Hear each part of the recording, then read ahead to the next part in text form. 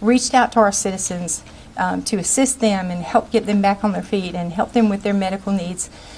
Also, the Red Cross, I forgot to tell them this, Rita, the Red Cross has medicines available for people who maybe have lost their homes in this event, so they can contact us at the LECO EMA, or they can contact the Red Cross and they can offer some assistance with that if people have medications that were maybe destroyed. That's another option that we have for them. But we're here for the citizens, and we cannot emphasize enough that we want them to communicate with us and let us know what they need and how we can help them even further than we have. Does anybody have any questions? Go ahead. How many active searches do you still have going on, and do you have a number of people who have gone onto your website to mention this? I think Sheriff Jones will be speaking in just a moment, and he can address that, I think. Yeah. Okay. Ms. Carson, you directed people to go to websites. What if they don't have internet access? They can call the Lee County EMA at 334-749-8161. We have a whole staff there that is waiting to talk to them. And we will be implementing further measures to be able to assist people with needs, but right now they can go ahead and call the Lee County EMA. Can we just leave those questions to the end? I think we're going to come. Oh, I thought you meant when I finished. No. All right. Great. Thank you.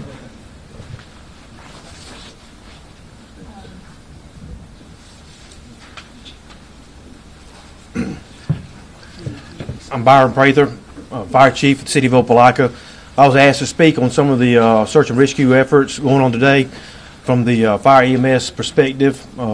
We're still actively searching areas there. Today we do have firefighters on the ground searching. They're searching not mainly for somebody, but just searching areas that have large piles of debris, searching through that debris to make sure that we miss nobody. It's a continuous effort from fire EMS and law enforcement and other agencies that we continue to search and make sure that we don't miss nothing. We do have crews there. We're standing by with for EMS services if needed. I know we've provided that, but we'll continue to be there as long as necessary. There are many agencies involved: Opelika Fire Department, Auburn Fire Department, the Beauregard Volunteer, just to name a few. There is a collective effort of fire departments working together in that area, and we are still conducting some searches in the area, sifting through piles of debris where there may be people or animals such as that there. So we haven't given up hope. We're still searching. Thank you. At this time, Sheriff Jay Jones, Sheriff for Lee County, will speak. Good morning. At this time, the search efforts, as mentioned by Chief Prather a minute ago, are continuing. We have been able to narrow the searches down from a broad spectrum of the area down to specific areas of particular concern. These are associated with addresses of individuals that were in the most affected areas. We're in the process of having our investigators contacting families and making sure that individuals that heretofore have been unaccounted for are accounted for. That process is ongoing. At this point, the current number we're looking at is approximately 7 to 8 people. It's come down, way down actually, from what we initially had. That effort will continue today. Hopefully that number will continue to decrease as the day goes on. And again, we're concentrating on specific pockets. The search is not as in a broad spectrum. A lot of heavy equipment coming into these particular areas that we're using to pick up big portions of the debris to do searches under those areas to ensure that we covered everything. And some of the other issues that we're looking at, of course, are in regard to the victims and their families, which has, of course, always been our primary concern. It is a labor of concern and care that all of the first responders and all the volunteers are engaged in at this point in time.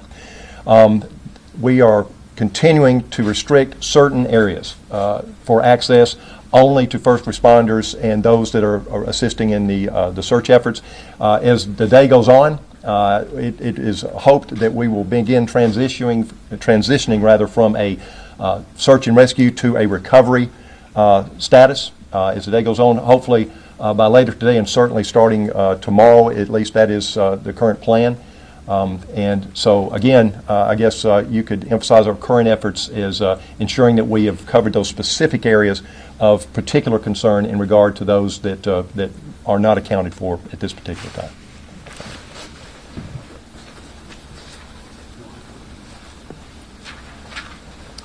At this time, Coroner Bill Harris is going to speak. I will have printed material to give you at the end of this conference.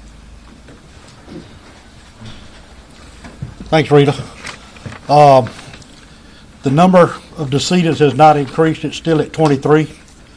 Yesterday, we were able to positively identify all 23 victims, make families contact, and as of 10 o'clock last night, all 23 victims have been released to the funeral homes of choice by those families for funeral services.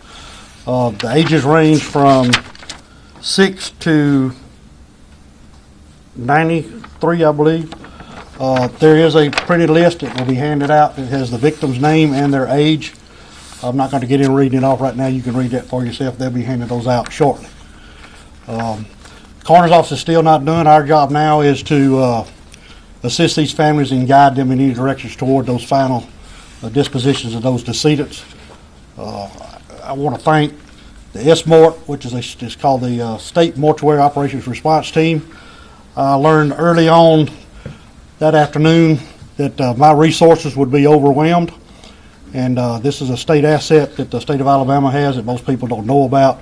It's comprised of volunteers, of coroners and funeral directors around this state. If I make the call or a coroner makes the call, they proceed to that county, and at the discretion of the coroner, they do whatever's needed. We had a team of about 8 EMTs, funeral directors, Lee County investigators. Sheriff Jones assigned 1 investigator to each case. Each case was handled one at a time, and that's why the process took so long yesterday. We had to make sure absolutely that that person was who we were told it was or who we thought it was. We were able to do that. I thank him and his staff. It was a very concerted effort, and we were able to get all that done yesterday afternoon. And Captain Jackson and I talked to the last family about 8 or 9 o'clock last night, and by 10:30 we had all of them released to funeral homes. Just keep those families in your prayers. There's one family in there, it was by marriage, they're connected, and there are over 7 people this man lost in one family. So it's a tragic situation. I can't thank this community enough for jumping in there and the support that I've seen firsthand. It's just been amazing. And when this is over, I'll take any questions. Now, Rita, or later? Questions? No. Okay. We'd like for Chris Darden with the National Weather Service to give a statement, and then we're going to let the director come up and take questions. Okay? Hi, good morning.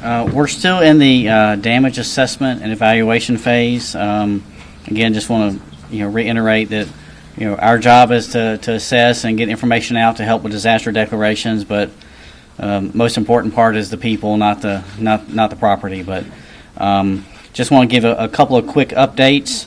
No change to the Lee County track, but we are talking with our partners over in the Peachtree City, Atlanta office. So that actual continuous tornado track is probably going to be about 70 miles. That track continued well into Georgia. We'll probably have some additional information out on that today. The Macon-Lee track, which was the second tornado, that was upgraded to EF2 late last night. That was on the ground for 29 miles. The 2 Barber tornadoes, which were the same storm, but they were not continuous, they actually lifted and touched back down. Those 2 were both upgraded to EF2 as well. One thing of note there, the second Barber tornado actually destroyed our weather equipment at the Eufaula Airport. It was basically level to the ground.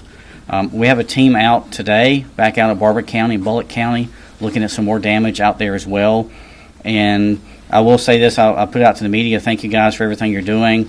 The more attention you get on this event, really it helps the local people and it helps them getting resources. So thank you very much for what you're doing. And if there's any more reports that you have from other counties, please pass those along to us. Sometimes an event like this, we can go weeks and not hear about something, and then all of a sudden we have another tornado track. So if there's something that you guys hear about, please let us know. You're our eyes and ears on the ground. A couple of things I want to mention. I apologize for not mentioning this yesterday. The radar at Maxwell Air Force Base was a huge help to us. We work with our DoD partners there at Maxwell. They suffered a catastrophic failure about 2 weeks ago, major issue to the radar. Typically, it takes a couple of weeks, 2 to 3 weeks, to get that radar back up. The folks at the Department of Defense, along with our partners at the Radar Operations Center out in Oklahoma, they worked tirelessly, literally 24 hours a day, a couple of weeks ago to get that radar back up. If that radar had not been up, we may not have been able to detect this tornado as quickly as we did. So a huge thank you to our partners in Norman, Oklahoma, and also the Department of Defense. So thank you very much to them. One thing I wanted to clarify, there was a couple of things that I saw that mentioned there was only 5 minutes of lead time for the Beauregard community in the warning. Went back and looked at the information. There was about 8 to 9 minutes, roughly, for the first fatality here in Beauregard. That is correct. Right on the county line, there was probably about 5 minutes of warning, but right here in town, there was about 8 to 9 minutes. And we did have a warning to the west in Macon County for the same storm, and we mentioned the storm was wrapping up, but that was about a 40-minute lead time in Macon County for the same storm that produced a tornado here in Lee County. So I did want to clarify that as well. I'll be available today for interviews, questions. Possibly if we could get out, if you guys want to get out in the field too, on the areas that are available, we can do some stuff in the field as well. I'll be here through the afternoon. So again, thank you guys for everything you're doing. I appreciate it.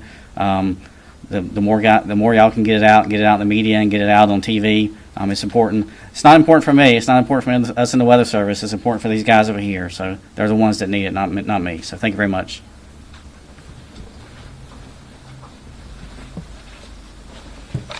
Thank you, Chris. One last thing that I would like to say, I would like to thank Auburn University for the assistance that they have poured down upon Lee County and our agency in particular. They have been a great partner. The Lee County Board of Education, we have taken over some of their sites, and they've been great to provide that resource to us. Providence Baptist Church, who is manning and supporting the shelter for individuals. They have really stepped up. The Red Cross is here working, and United Way. United Way has fed a lot of people. And I would like for you to ask people to support those organizations because they are really providing a valuable service. And I'm afraid I'm missing someone. If I have, I will catch them on the next conference. We can take questions now. Okay. Can you clarify? I heard 7 to 8 still missing. Is it 7 or 8, or why 7 or 8? Reason why we're not sure, we have a kind of a mixed report on that number, but it is going to be either 7 or 8, and we're trying to narrow that down. Hopefully we'll have that addressed before the end of the day. Sure. Yes, ma'am. If I think I understand you, it sounds like y'all are hopeful at this point that you found most of the victims, both living and dead, but you're continuing to search to make sure you didn't miss anyone. Is that a correct assessment? Yes, ma'am, that is correct. Do you think that the number of victims will rise, deceased victims will rise much at this point? We're not ruling that completely out, but we're hoping that of course, as we all are, that number stays static.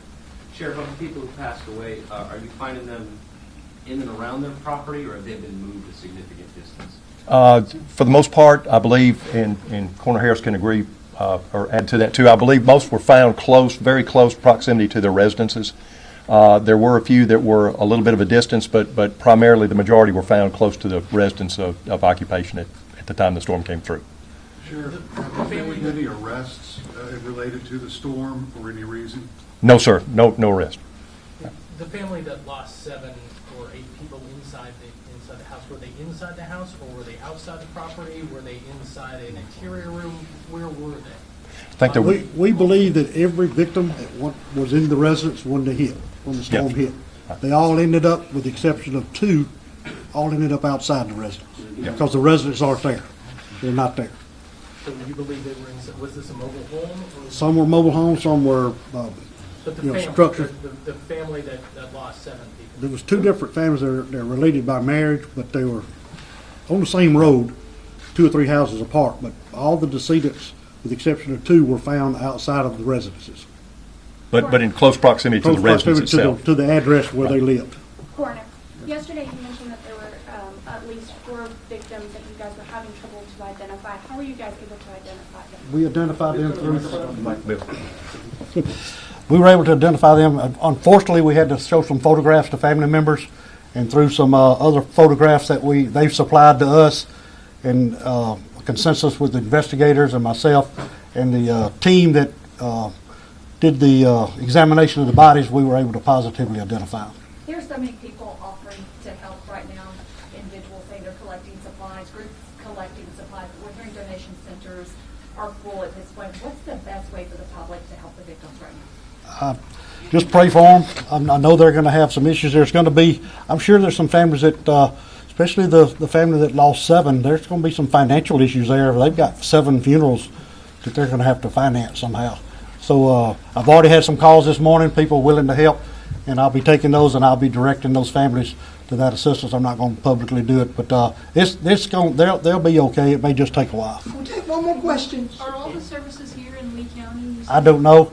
Like I said last night, we got the last body was released to a funeral home around 10 or 10:30. Now my process is to certify those deaths so they can proceed with the taking care of family affairs. Those deaths will be certified by the end of this week, and then they'll go from there, and then we'll assist them and direct them in any way that we can to help them. Thanks, guys. We appreciate it. I'll be around if you need me. We will be here for